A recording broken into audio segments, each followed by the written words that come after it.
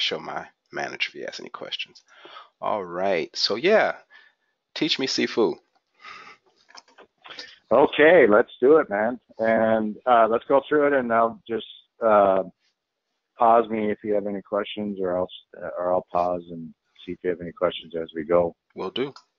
Um, so a lot of the tools I'm going to highlight are for events or for online sellers. Well, it also applies to like a publishing group, um, because they have online digital magazines and they're selling subscriptions online, so it works well with that. But some of these tools that we have work very well for integrating with e-commerce and online platforms, because it allows us to track a true sales-based ROI, um, based on the ads that they've seen through us. And then if they end up making a purchase, we can track that all the way through to the point of sale, instead of just using click-throughs or conversions, online conversions.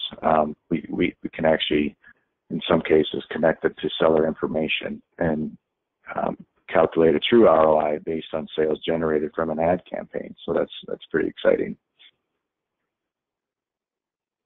So location-based mobile, if you've been exposed to mobile marketing before, it uses demographic behavioral targeting. I think you said you've been exposed to behavioral or geo-targeting. Hmm. We can reach consumers with their ads on their mobile devices. So mobily, a geofence is the first type of thing that we can do, is we can create a virtual boundary around an area by means of capturing GPS signals from that device. Hmm. Now, when this is used for marketing, we can reach the targeted audiences that are within that virtual fence and then serve up the relevant messages to their mobile phones. This is typically used for retail outlets, and it also is used for event marketing or large events like concert venues, where if that's your targeted group, they either live in real time, they can get an ad on their, as long as they have an app open, an ad can be served up through an application they have open, or even their browser, if they're on a website through their browser.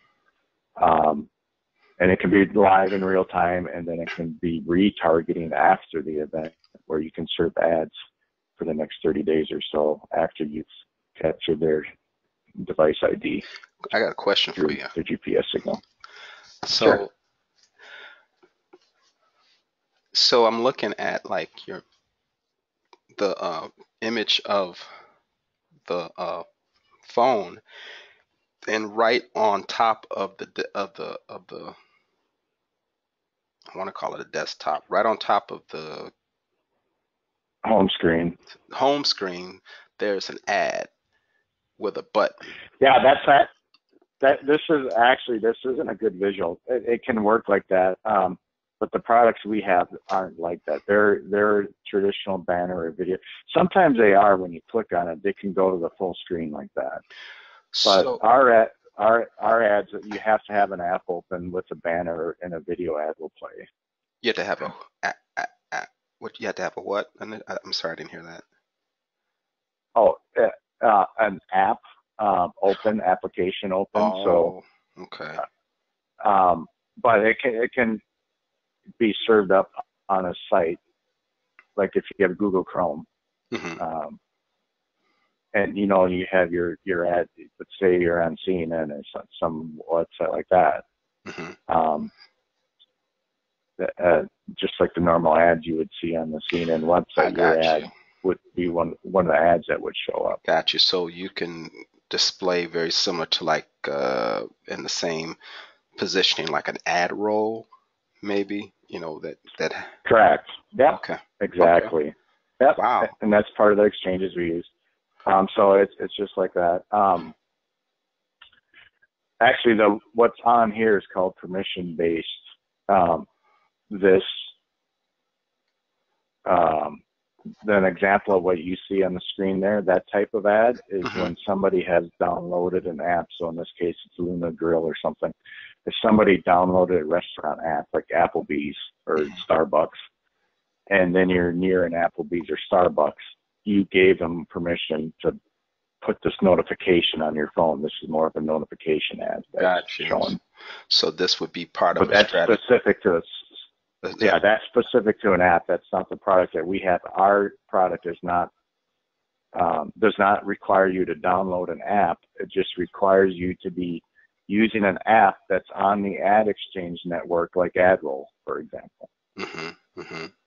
So it would have to be so this here is a little different because this is part of a process when a app is downloaded, but you're saying that um, in order to pull this off, um,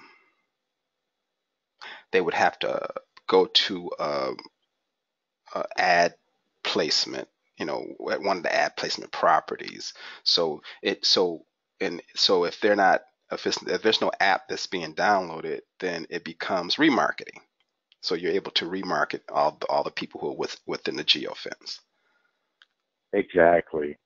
That's excellent. Exactly. Okay. Yeah. No, and that's actually, Darwin, you hit the nail on the head. That's actually the powerfulness of it to me is the retargeting the people after the event. Just from all they have to have is their location on their phone, their location, which most people do nowadays, and they have their location button turned on, and then be using their phone, which through we can do it through GPS signal, but we do it through other ways too.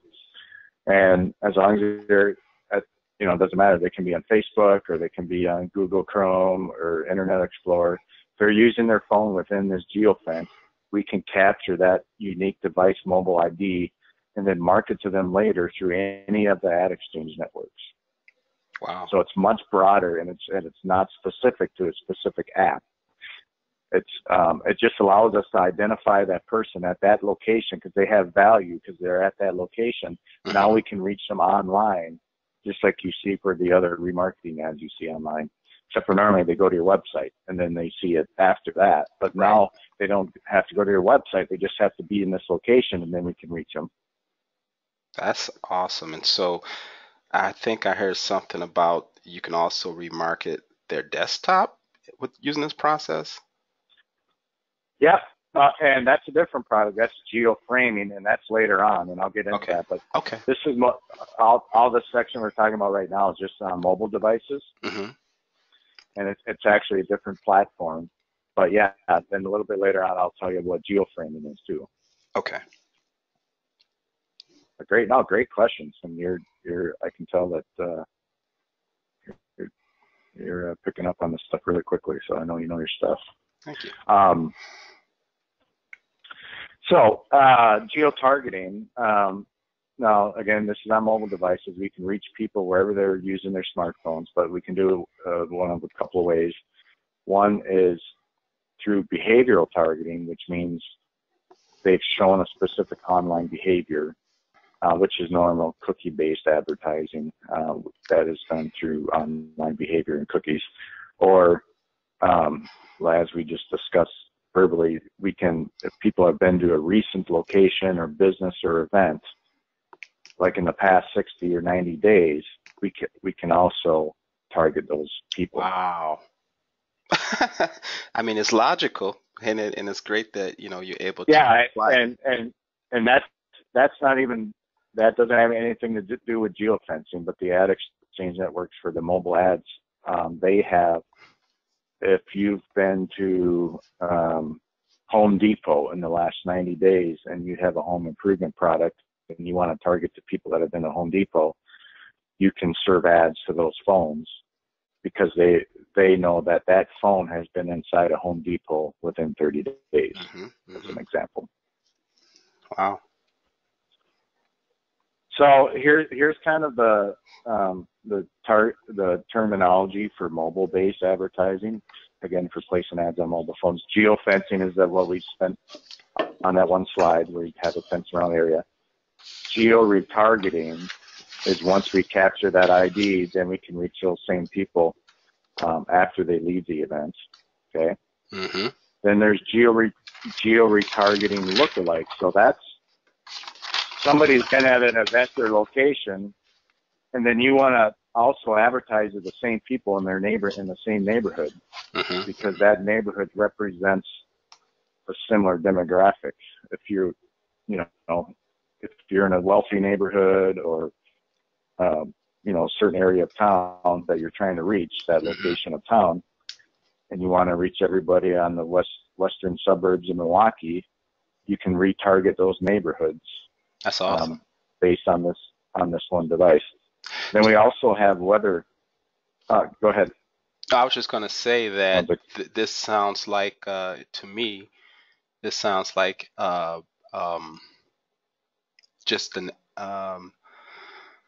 to me, this sounds like this would be ultimately a standard in digital marketing, is to utilize geofencing, because this just allows for better saturation and targeting. And it's just, it definitely seems to add more dynamic capabilities to the marketing, because now, we can retarget digitally or can retarget physically. So I think it's great. But go ahead. No, I mean, it's definitely a big growing part of digital marketing the last 4 or 5 years. It's getting more and more use. So that's a great observation, and it is, and that's the value of it is you have so much information on these people instead of just if they've been to your website or not, or their online behaviors based on tracking your cookies.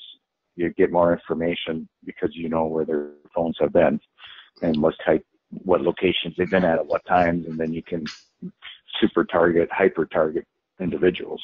Mm-hmm. Mm-hmm. The other thing we can do is for companies, and Mark's, American Snowmobiler, it's a weather-based hobby, snowmobiling.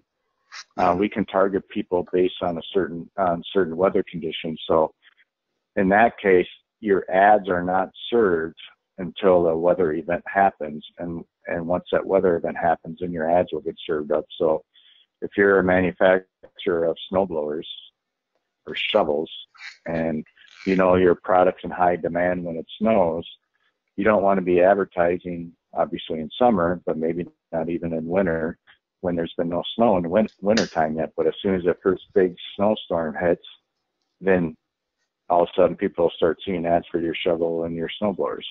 Mm-hmm. That's nice. So that's weather targeting. This slide is more targeted towards power sports. That's an industry that I do a lot of business in, and that's how Mark and I know each other. Mm-hmm. But in your case, or in Mark's case, for American Snowmobiler magazine, you can target snowmobile dealerships, for an example. So here we would place a geofence. This is actually 2 dealers in Minneapolis here, St. Paul Harley Davidson and Indian Motorcycles of the Twin Cities. We can,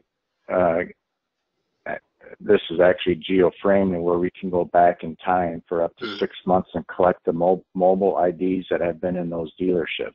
Mm-hmm. And when I did that in this case, I was able to collect 6,000 mobile IDs, and then we were able to connect those to 2,600 household IP addresses.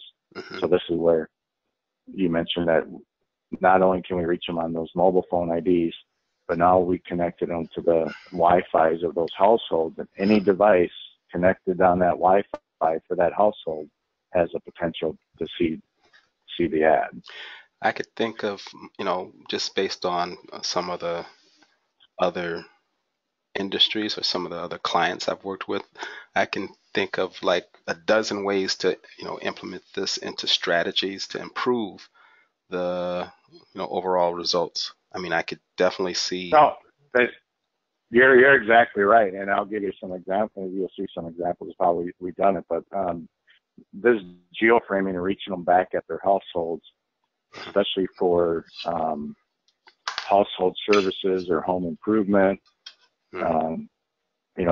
It actually they will implement this in addition to like the direct mail campaign that they do, for an example, because they're already doing direct mail to these households.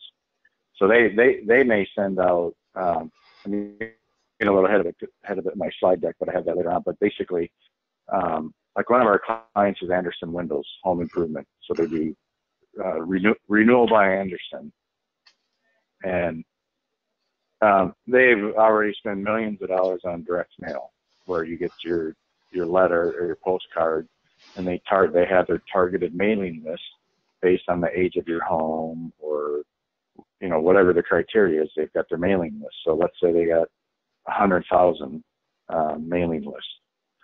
So with direct mail, they'll put you'll get a piece in, but maybe they throw it in the trash right away or don't look at it. But in this case, in addition to the mail piece, because they can give us their list of 100,000 physical addresses, and through our proprietary process, our algorithms can find out the household IP of those, not all 100,000, because it's not a perfect match. We get about a 65 to 70% match. Mm-hmm. So out of those 100,000, we can probably get 65,000 or 70,000 IP addresses of their Wi-Fi, and then serve digital ads on any computer, mobile phone, gaming system, laptop connected to that Wi-Fi system. They can see that ad. So now Andersen Windows, you get a direct mail piece, but that's a one-time shot. But now that they're also seeing online ads reinforcing their message. Nice. And so, I mean, I guess every question I posed actually produces like 3 other questions, but I'm gonna let you continue. Yeah, no, write your questions down, and maybe as we go through, I'll answer some of it. Okay. And then if we don't, we can circle back. So as you have, or just ask them at the time too. Okay. But make some notes. And all right, so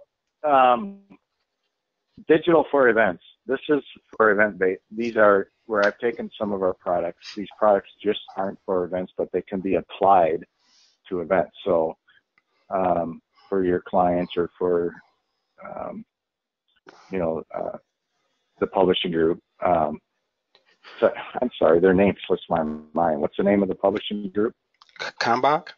Kalmbach? Mm-hmm. Yeah, Kalmbach. Okay, sorry. No problem.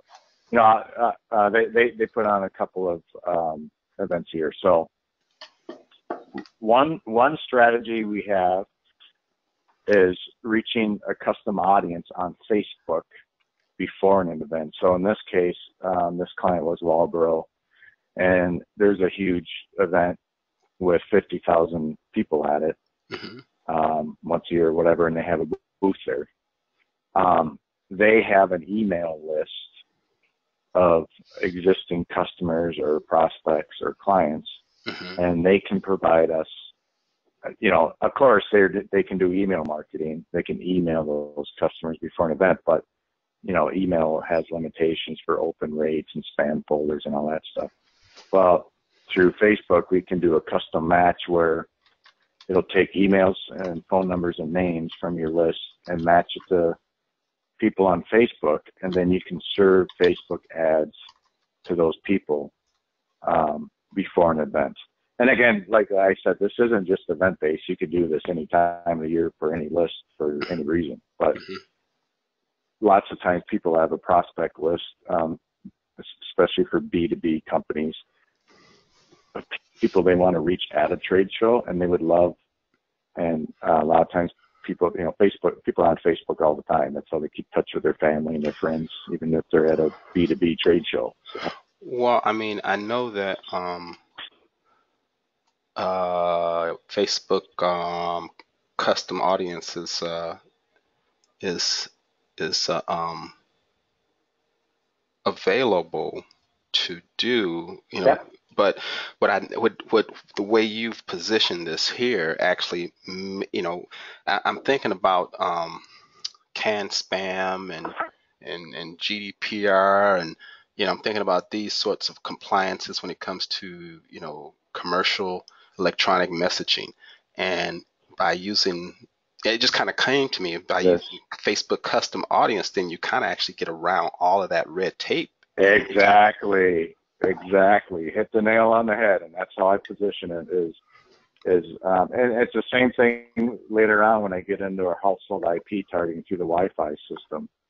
Um, it's a way to get around having to be CAN-SPAN compliant with double opt-ins and the newest European standard. So it's a way to use. We can take that information and combine it with social media, and it's not just Facebook, by the way. You can also do it with Google Ads. If you have a list, and they'll do the same thing, something similar to this. hmm very cool. Right. So yeah, so that's cool. We also have a product, and this is different. You're probably familiar. Everyone's familiar with PPC and Google AdWords, and that's normally where they put how they do their search engine hmm strategy.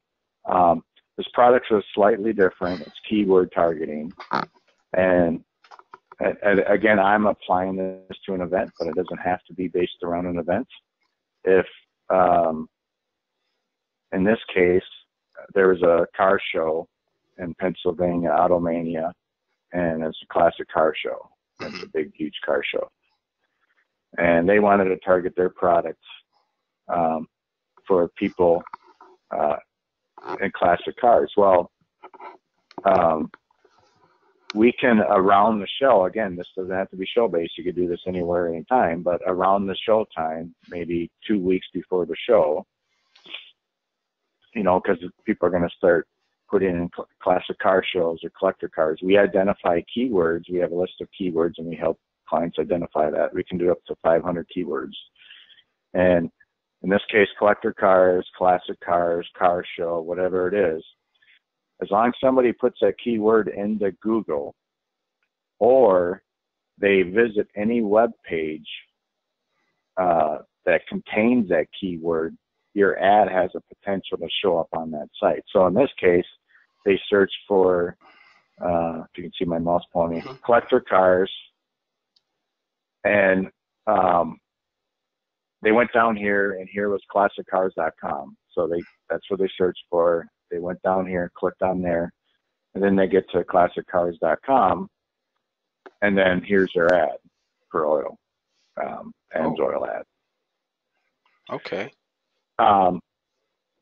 So it's not a AdWords ad No, it's not. like this is up here. It's a banner ad, or it could be a video ad on the page, on the classic car page that they click through. They use Google to get there in this case. But we're serving the ad on the page itself, and it's Yeah, more visual. that's new. Is that not new? Yeah, not a lot of people do this. Yeah, it's been around for maybe 4 or 5 years, but to Okay. me, it's a much more effective way than Google AdWords. And again, because you can be so targeted, and you can, like in this case, we did whatever the circumference is. It looks like it's more than 50 miles, maybe it's 100 miles, whatever it is. We did a radius around that event. hmm So the only people that type in collector cars or classic cars that within 100 miles, 3 months before an event, they have a potential to see the ad on that site. So we could actually put a geo frame around a say a winter resort area, and can then, if they were to put in, like, say, the word snow, and were to go through a certain page that had okay, quick question then. So this ad here, this AmSoil, so like I see classic cars for sale, so it was keyword targeting, and there's no relationship with this classiccars.com, but classiccars.com had to have some sort of They're on the ad exchange network. They have to serve ads on their website is one of the okay. criteria. So classiccars.com Okay. Okay. puts ads on their webpage, correct? I think, you click on it and then you show up on another site. Yeah, Yep. that's pretty awesome. Yeah, well, and besides that, they don't even have to do that. Let's say they didn't. Uh, First of all, this just so I'm clear, this isn't a geo frame. Hmm. Whenever you do any digital ad campaign, you for online advertising, you can pick your geographic location, and that can be based on state. If I wanted to say just do the state of Pennsylvania, I could do that. So this be But in like this case, I just did a geo-targeting, right? radius.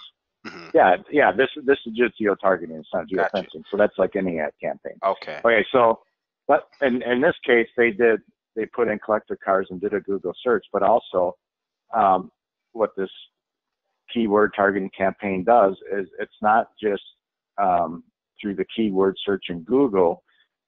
If they just went to classiccars.com page by itself, they didn't do a search, our ad could be on that site because one of our 400 keywords is classic cars. Right.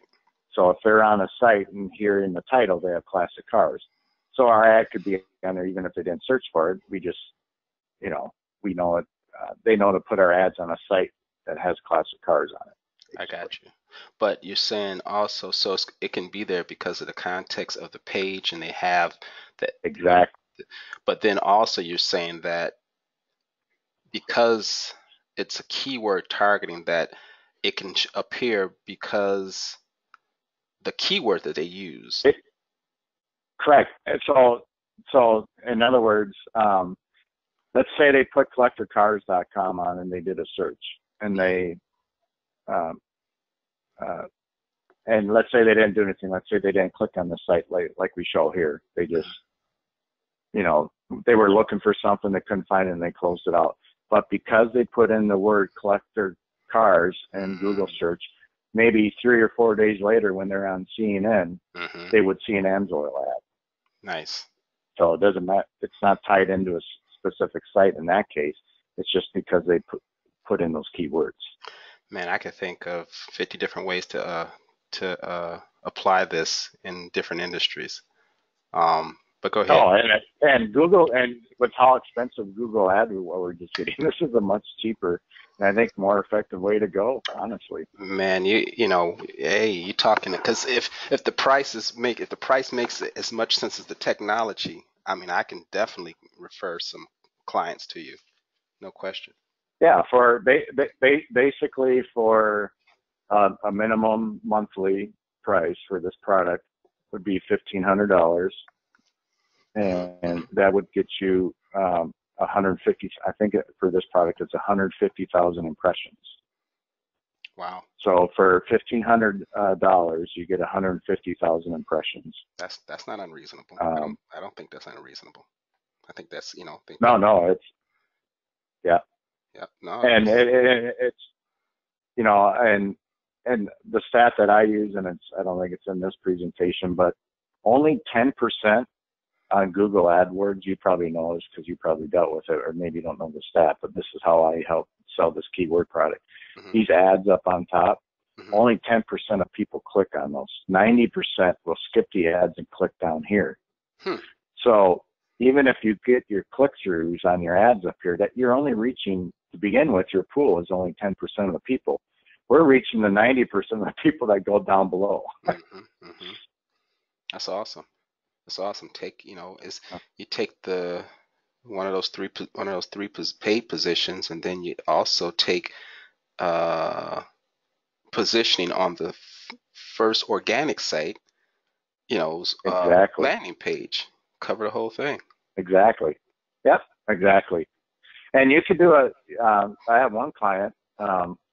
We're doing a side-by-side campaign to compare the results. They're doing a Google AdWords campaign, and we're doing a keywords campaign for 3 months. And when at the end of the 3 months, they're going to compare the results and see what, show better results. That sounds very interesting. Now this is different. This is a little different. I didn't expect to learn so much. Well, Darwin, the reason. So I do a lot of marketing consulting. I've been in marketing a long time. And I've been doing this for 5 years now, consulting. But the last 2 years, we decided, because consulting is up and down, as you know. Hmm. You know, you have contracts that might last for 3 months, and then you go 3 months without your next contract, and you're Hmm. working on business development. I know how And that so is. to smooth out, yeah, so exactly. So to smooth out I'm part of the small boutique consulting group. So we decided to help smooth out the cash flow and income generation between those peaks and valleys between contracts. Is let's let's have some digital marketing products that are perpetual income because you're running a campaign for 6 months or a year and then renewing. But it's super crowded field, so we didn't. If we just decided if we're going to do this, we only want to do stuff that not everyone is doing. A lot of our clients are actually agencies because they don't have these products or they're not familiar with them. So we did a long search for a cutting edge product that is cutting edge for mobile and geo framing and this stuff, and hardly anyone does it because then we have something that other people don't have, and it's a better way to go.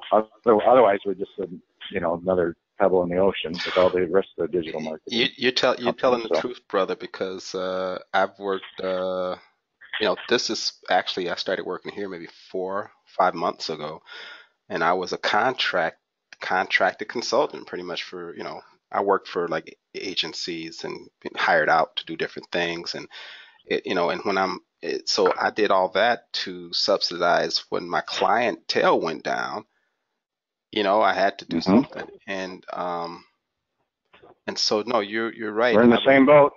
yeah, We're in the yeah. same boat. Yeah. And it's amazing where even if you're really good, you could be like one of the world's best. If you're not really known as well, you may not be able to get the big clients right up front. And they may hire somebody who's like far worse. They don't may not know half as much as your organization. So I think that No, was I know. No, you're exactly right. And it's hard to it's a consulting work is kind of a conceptual sale, and especially for larger, bigger clients, their tendency is going to want to go with a well-established firm or big name. hmm So that automatically takes them off the list. The other end of the spectrum, you get small business clients, and they're not willing to pay that much. So hmm then you're stuck in the middle, trying to get on the right people. But like you said, you can. A lot of times I've discovered it still comes down to connections and contacts, and Yep. they may hire somebody because it's a friend of their neighbors, and they may not know as much as you, but that's the way it goes. Well, I've I've seen, I've been in so many. I'm probably a lot like you are. I've been doing this for a while, and I've had some good things and some kind of like some, not, some underwhelming things happen. But uh, it definitely, unfortunately, does boil down to who you know, and um, I've seen. I thought I was, it's amazing. I thought I was doing something when I would like be in a meeting with a multimillionaire. So I've been in this game for over 20 years, and I've met with many multimillionaires. But what I didn't know, what I didn't realize is that $1 million is not actually a whole lot of money because I actually had a meeting. If you ever get a chance to meet with a billionaire, what you I don't know if you ever had a Yep. opportunity. Okay, I don't know because a lot of folks don't get a chance to meet with billionaires, but I actually had a meeting with a billionaire, him and his brother, and they had an entourage of millionaires, right? Yep. The dynamic was quite interesting because That's it's like, funny.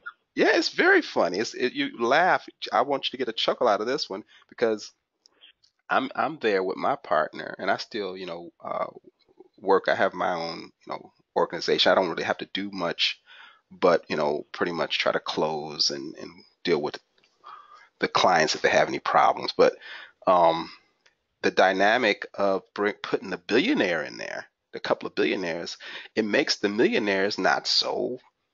If you made $150,000, but you're next to a guy who made 50 million, but there's a guy who's made $8 billion, right? Yep. I know. That guy with But 50 million is equated to you. He has as much money as the guy at 150,000, really. And it's quite amazing to see billionaires shrunk down to, just average people. And then I find personally, I've met three billionaires I've met with three billionaires. I met two at once and one, a while ago now. They were all foreign. They were none of them were from here. None of them were like born here, right? And yep. they're actually a different breed.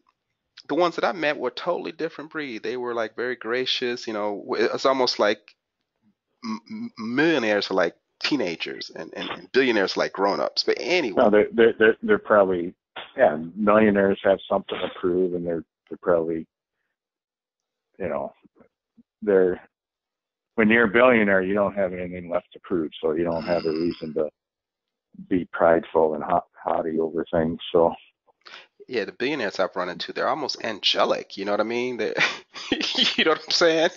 They're like on a whole nother well, thing. I'll set, next time I get a chance to have a meeting with a billionaire, run into one, I'll remember Testament. your comments and pay Yeah, attention to the group dynamics. you won't. But I'm sure when you're a billionaire, you do have an entourage around you. I'm Well, sure. you should. You probably should always have an entourage around you. To be honest, if you're worth 3, 4, 5 billion dollars, you shouldn't be walking around by yourself.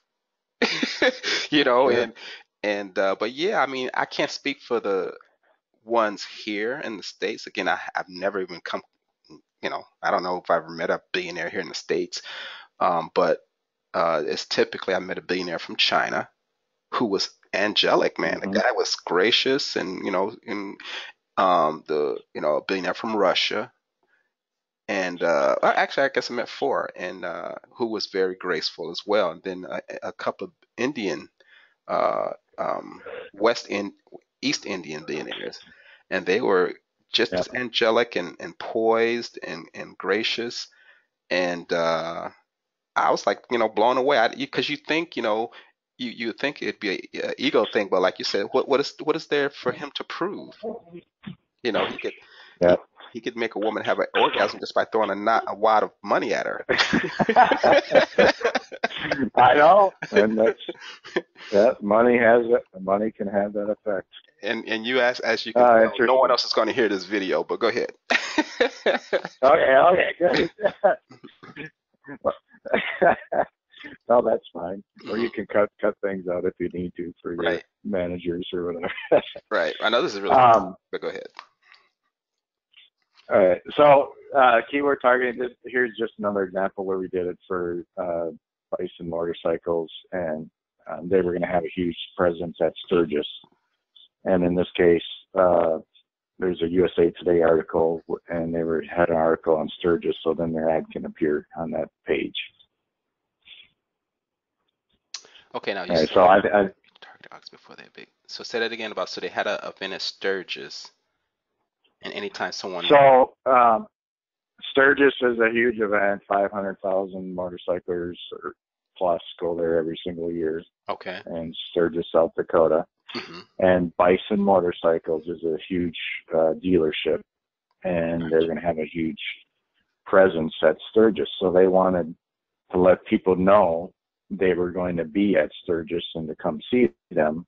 And so in this case, if this viewer was reading an article in USA Today about Sturgis, and their ad anyone's ad has a potential to show up on the site because they serve ad widgets. Got it.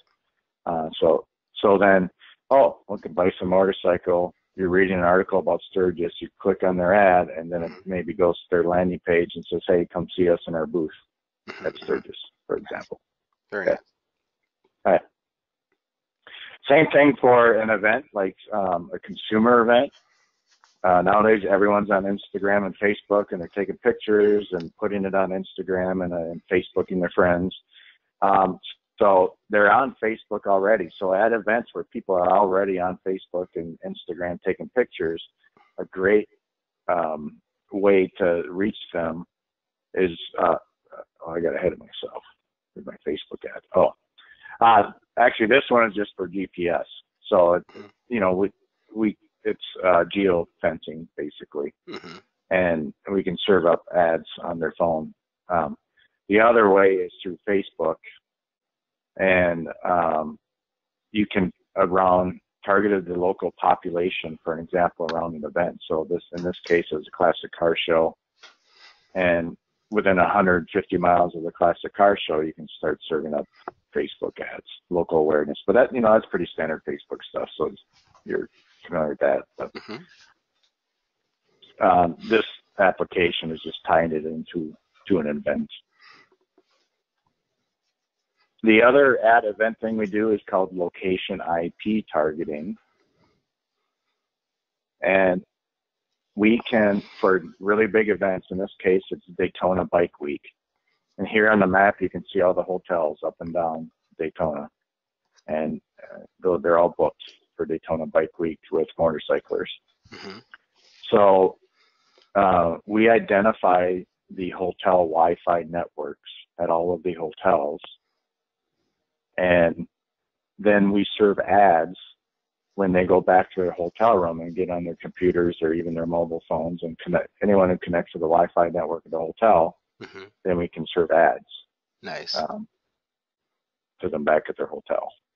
So this works well for really large events with target where every hotel within 10 miles is booked up for the event.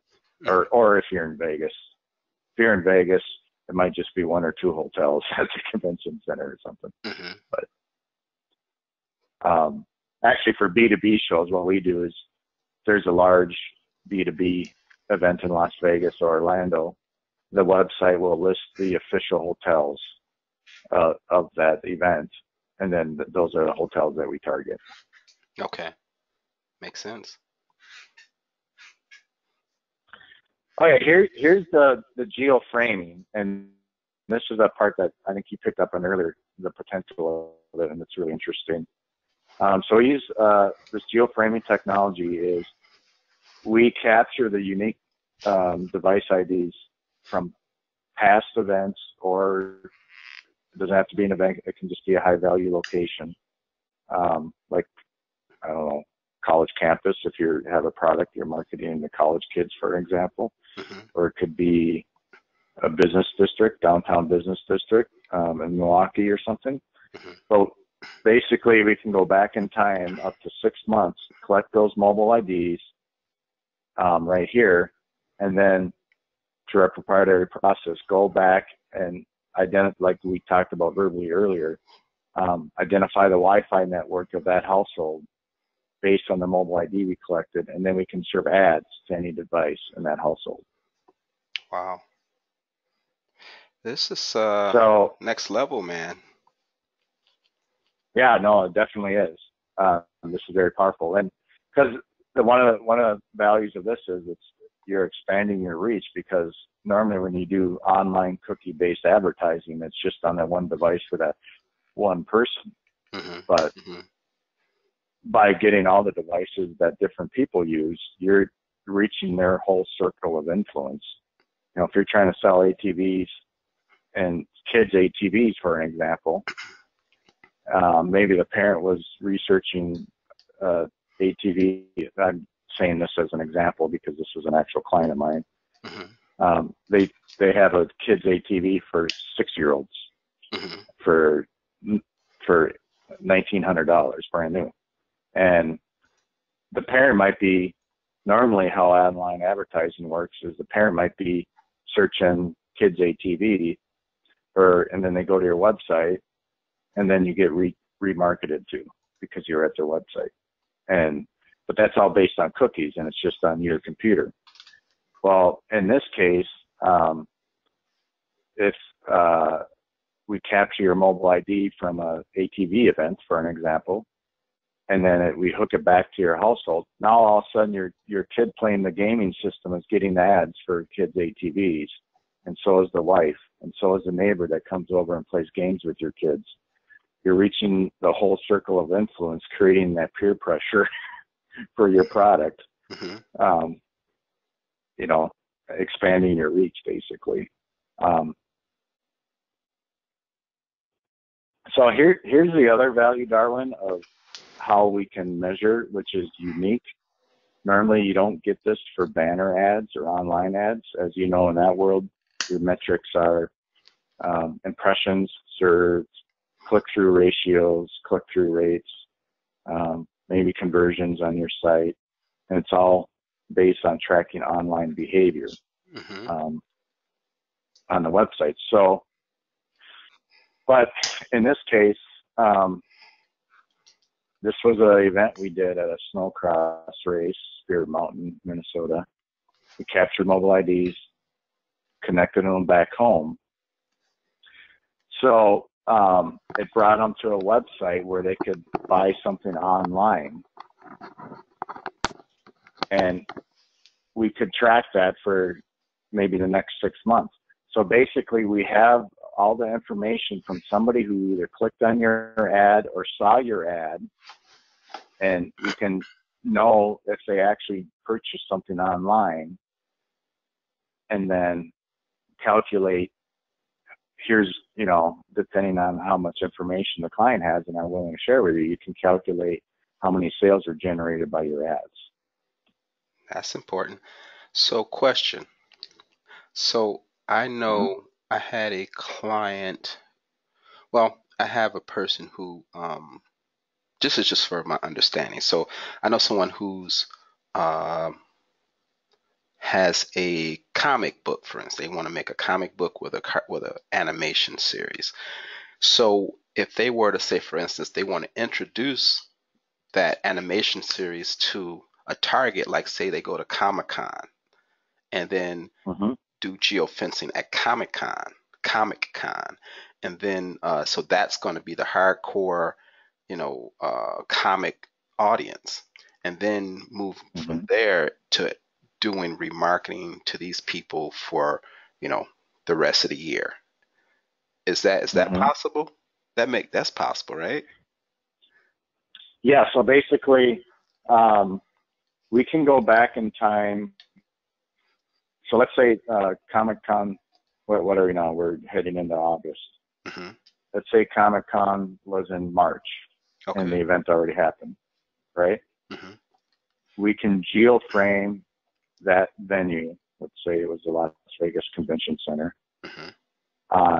Select our dates for the Comic-Con show, that 4 days or that weekend or whatever, and go back in March, select that date, and then capture those mobile mobile device IDs, and then run it through our process to see how many households we can connect from there. And, you know, so a lot of it depends on how, you know, the capture rate of the mobile phones. Gotcha. And so in this case, and then our household ID. So then, we can start serving ads to those same households. Okay. That's awesome. Okay. Yeah. Yeah, and here, like, this is an example, and this is based on, again, for motorsports. So here's the biggest, you know, Daytona Bike Week has 500,000 people. Sturgis has 500,000, and these are events that, so you can see this because this is last year, 2017. So we went back in time after these events took place, and I did the process I'm just telling you now. And out of those 500,000 people, we can reach 170,000 at their homes. Nice. And that's, you know, that's the results we got. So, that's good stuff. Yeah. All right. So IP targeting, this is not event-based, but it's using the same Wi-Fi process of identifying what household IP addresses and Wi-Fi systems. But instead of the en route being the mobile phone we collect, it's a marketing list or a CRM. So basically, I just went through this. So let's say in this case, you have Kalmbach has a list of subscribers, and they want to serve ads to those subscriber households instead of doing email marketing, because their email open rates are 15%. So they're not reaching, you know, 85% of their customer base on email. So they can give us their list, and then we can serve ads to those households subscribe to our magazine or whatever their message is, based on the list, because we do it on the physical address that they provide to us. Make sense? So this is kind of just a visualization of how it works. We take your list, your address, we figure out what the IP address is, and then they start seeing your ad on their computer. So here's the main differences for cookie-based retargeting or remarketing, because everybody more or less does that. If they go to your website, then they start seeing your ads after you leave, right? Right. So that's all based on cookies. Now, the disadvantages of that is that it's behavioral based, online. It's only based on their online behavior. You don't really know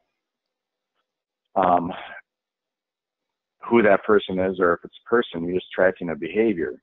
So for all of our IP targeting is cookie free. So when we go through this process here to figure out the IP address, we're using offline data about this person. There's over 50 different data sources that we pull together to find out this IP address and who that person is. Got it. And so we're actually targeting real people because we use offline data to find out who that person is. It's not just based on clicks online. So that's one difference. The next difference, and you've heard of bots and the risk of non-human traffic and people paying for ads, and it's bot traffic. So we have 95% confidence level that it's human traffic, that an actual person is seeing your ad, and so then you're not wasting any impressions. Again, the bots aren't effective with us because we're not based on cookies. Cookies and browser histories get erased, or they have an ad blocking software, and so then you're not reaching people that erase their histories or have ad blocking software. For us, it's based on IPs, so our ads can't be blocked by software or browsers because it's based on their IP address that we identified at their household. So you're saying your ads can't be blocked? Okay. Correct. They not by software, not by erasing your browser history, because our ads are being served at the router level from a different at the criteria. Yeah, that's how we're at a different criteria. It's not based on your browser history or on cookies. It's based on identifying the router. So my thoughts are that I understand the IP-based targeting, because IP-based targeting tends to, the data that you get from, I work in CRMs and stuff like that, and so the data that you get is very structured. It's like super structured, right? It's like, okay, we got the scheme and that's what it is. But on this right side over here, you're collecting targeted people, offline data. At best, this is semi-structured. So you guys must be using like a advanced database architect system or something. We have data scientists that work full time on pulling on this information together. Of course, they would have to. Yep. Yes, exactly. It's full, and I've got a schematic that shows it, but most people don't get into this level. But obviously, you understand it, so it would have been useful for you. But I've got a schematic that shows 30 to 50 different data sources that they crunch, and that they have a heuristic algorithm to figure out who these people are, and they pinpoint them. You've ever heard anyone use the word Hadoop before? Hadoop? Oh yeah, that's okay. That's Hadoop.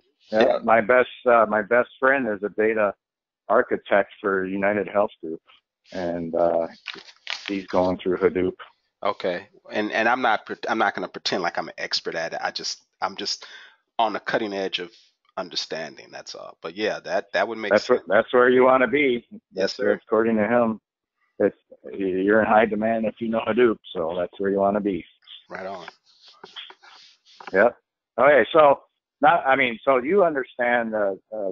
Obviously, you understand the value of IP targeting versus, and probably this last bullet point up there is probably one of the most significant ones. Through cookie-based retargeting, remarketing from your website, your pool of people you're reaching are only people that go to your website. That's relatively small compared to the larger audience of all your prospects that are out there. I mean, you know, through IP targeting and through the list, CRM list that you give us, or purchase lists. I mean, we provide lists of, you know, millions of motorcyclers, ATVers, RV owners, semi-truck companies. You know, if you don't have your data, the data can be had or purchased. And again, this isn't normally people, when you have purchase lists or purchase, they want to look for emails or phone numbers. Well, then you run into all the privacy laws. But we don't need that. All we want is the physical address, because by using that physical address, we can identify their household IP to serve them ads, and we don't have to worry about all the privacy laws. Well, you definitely are bypassing the what's coming down the pike for sure, you know, and that's a big deal. So don't get me wrong. There's some PII, personal identifiable information, that the ad industry and ad tech goes by voluntarily, and so there are limitations of what we can do. And in the slide or two, you'll see one of them that I'll show you, because I get asked this all the time. But we have to, for example, our clients never know. They ask us when we collect the mobile IDs and then start serving them ads back on their household addresses. They always want to know, give me that address information, and we can't, for example. There you go. All we can do is serve the ad on the computer. We can't tell you who they are or their location. You tell them improve their marketing. That's what you tell them. You say, give me the address and phone number and the name. So how don't you improve your marketing and get them to give it to you? Make them want to give it. No, they want it because they're still thinking, I don't want to say old school, but they're still thinking traditional methods, email marketing. Okay. No, that's nice. So, okay. So,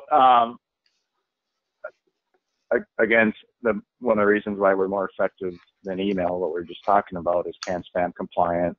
You have spam folders, low open rates, tracking limitations.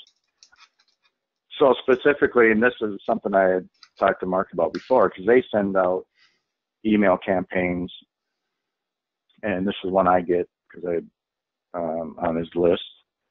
I got this a while ago. Celebrate American, I got this email saying subscribe to our magazine. So through this email list, and a lot of their email list is based on, they have complete customer information, including name and address, because they're a subscriber to the magazine, so they get the magazine at home, or through credit card transaction information. They have this information.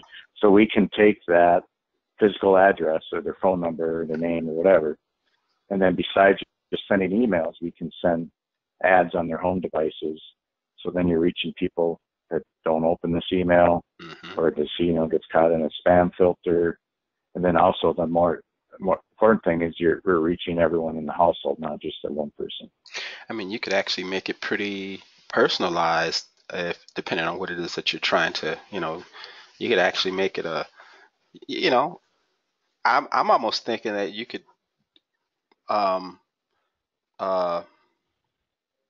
use geo fencing at a big event, and and whatever other ways. So you got geo fencing, you have other kiosk or some kind of scanning technology collecting other, their information. They're registering. You have other information. You cross reference it, and then you could actually send an ad that's just a login button, because they're, if they've been there and they have an expectation of there being an app or a site, you say, hey, log into our site. I mean, it seemed like it worked.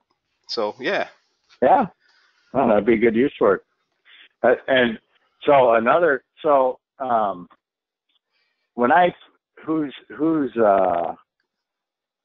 what's the name of the marketing guy there? Dan? At Comblock? Oh, Dan? CEO. The CEO is Dan. The CEO. Okay, so I had a conversation with Dan before about this, and his thing was, but then he didn't understand the difference. And this next slide, I'll show you the difference so you understand. You know, I gave him a pricing. You know, a product like this, again, it would be like $1,500 a month for 100,000 impressions for doing something like this. Give us your email list, and we can send ads to them on the computers at home. Yep. He's like, well, the problem is I can't justify that because, you know, if our product is a $14.95 subscription to our magazine, I don't have $1,500 to spend because there's not enough margin in it. So that's the way he was looking at it. It's not enough what in it? Margin in. I don't have enough. Oh, yeah. Okay. So he was looking at it very direct. True. Like, out of $14.95, our you know, we make $4 on that.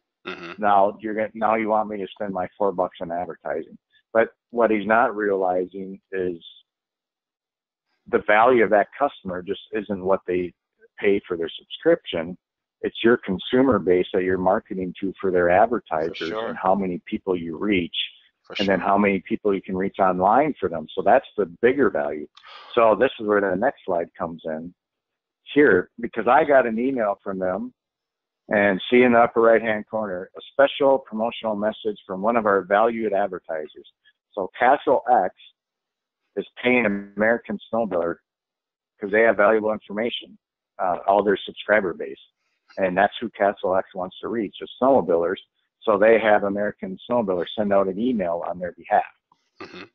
So this shows the value of their subscriber base is they're making money off of ads that they can sell to their subscriber base for Castle X. So now our product can be a value added for Castle X. Now they can go to Castle X and say, look, not only can we send you an email to our customers, but we can identify those household computers and mobile devices and serve ads on their computers, the same ad, not through email, but on their computers. And if, like Castle X sells stuff online, it says click here. If they had set this up for click here, and it automatically brings you to a site where you can start ordering gear, make a purchase, because they clicked here first, and then we can track it through to point of purchase, then we can tell them how many sales are generated based on clicking through on the ad. Right. And also, and I mean, and I could see anyone having a hard time understanding this unless they've been engaged in this sort of work. But there's an opportunity. So I see a strategy developing with our advertising department. So we have advertising, you know, full. That's, you know, and they're selling advertisements to, you know, just like this. Darwin, you hit the nail on the head. You get it right away, and so did Mark Boncher. The value of this product isn't for me. It's not for American Snowmobiler to advertise, subscribe to our magazine, for their advertisers to sell it as a product, and with a potential for some markup for them to make extra money, because it's something that they can do that nobody else can do. Because, you know, other magazines or other companies can say, yeah, we can send an email out for you. But this is a valuable product for their clients, for their advertising clients. And not only that, but they can also, here's an example that, and this is why Mark was excited about it. So a big snowmobile event is Hay Days up here in Minneapolis every September.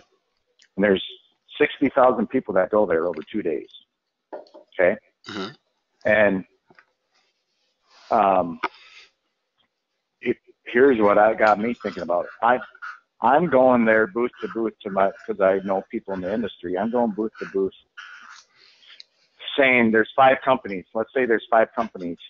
One might be this Castle X, one might be Polaris, one might be Yamaha.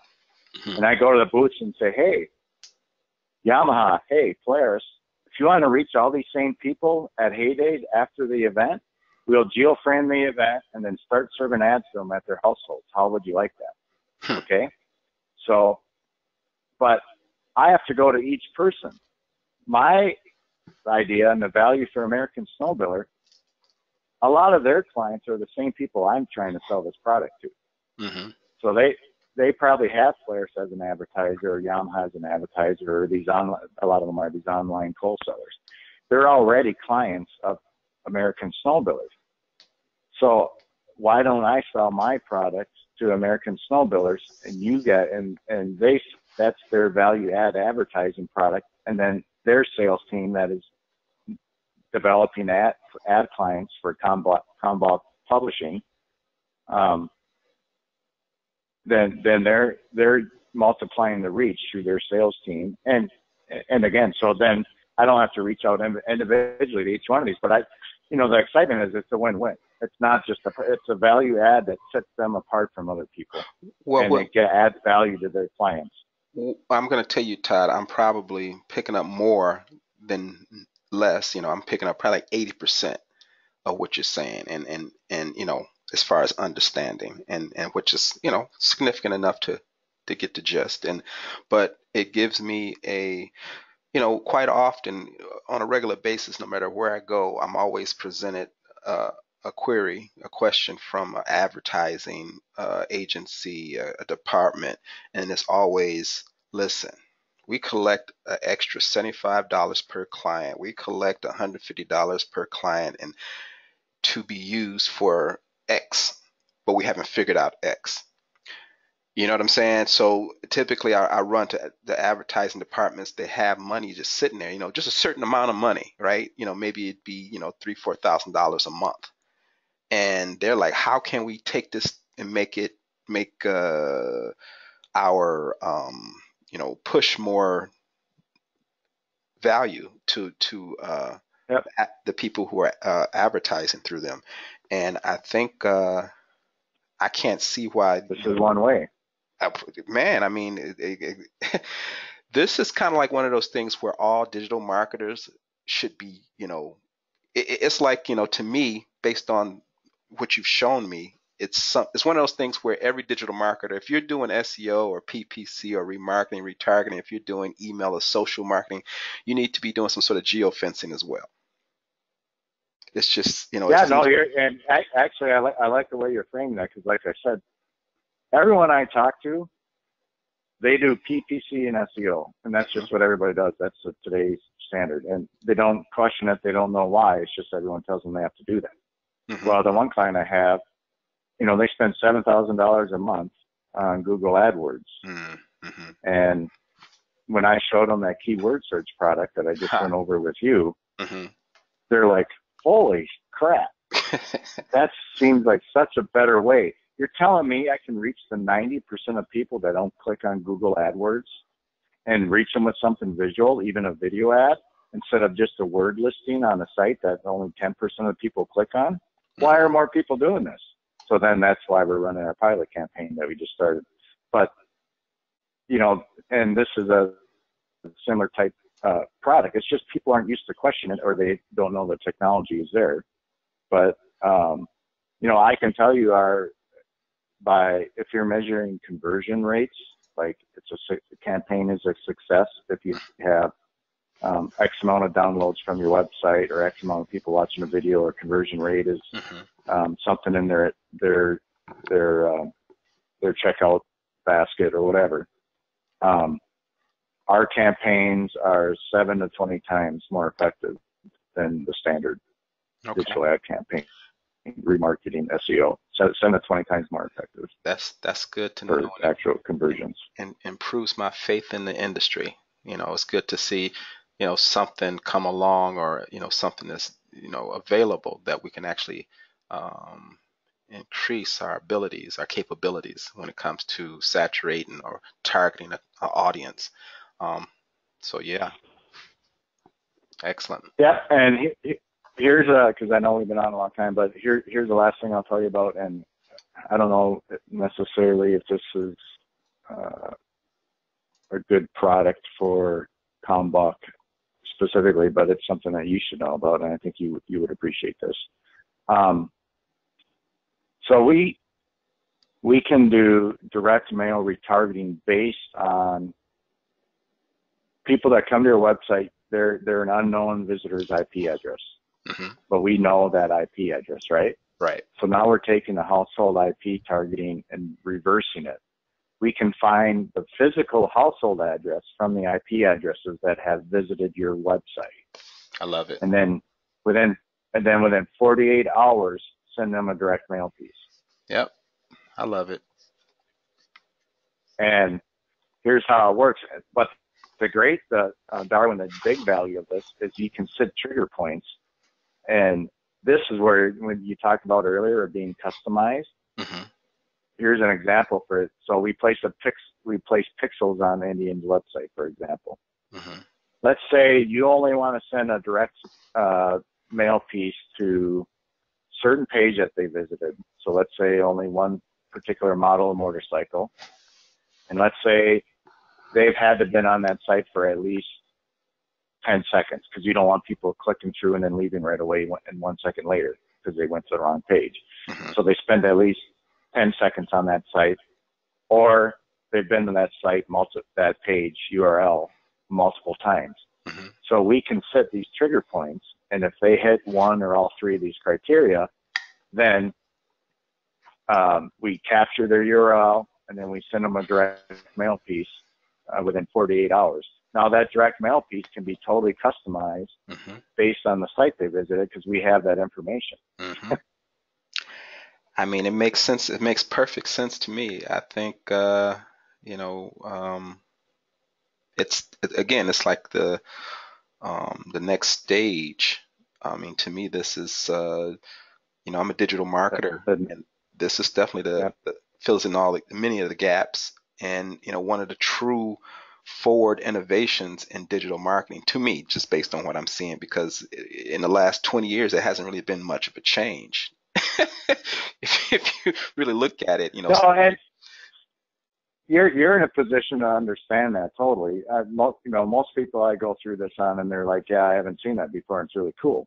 hmm But with your background, you understand that the reason why this is possible, like the household IP targeting and being that specific, or us taking IP addresses from a website, is because of the advancement in big data and all the data scientists and them being able to connect all the dots hmm to use it in ways like this. So that's what's changed is the big data aspect and all that stuff. So Awesome.